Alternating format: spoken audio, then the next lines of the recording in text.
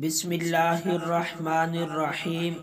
میری بہنوں اور بھائیوں، اکثر لوگوں کی یہ عادت ہوتی ہے کہ نماز کے دوران ادھر ادھر یا آسمان کی طرف آنکھ اٹھا کر دیکھتے رہتے ہیں۔ تو ذرا یہ مسئلہ سمجھ لیں کہ نماز کے دوران آسمان کی طرف آنکھ اٹھا کر دیکھنا مکروہ ہے۔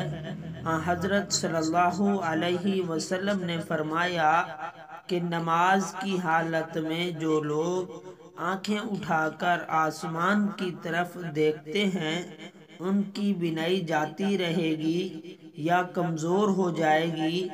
اس لیے میرے بہنوں اور بھائیوں، نماز کے دوران ادھر ادھر دیکھنے کی بجائے قیام کی حالت میں سجدے کی جگہ کی طرف دیکھنا چاہیے اور نماز کو خشوع و خضوع سے ادا کرنا چاہیے۔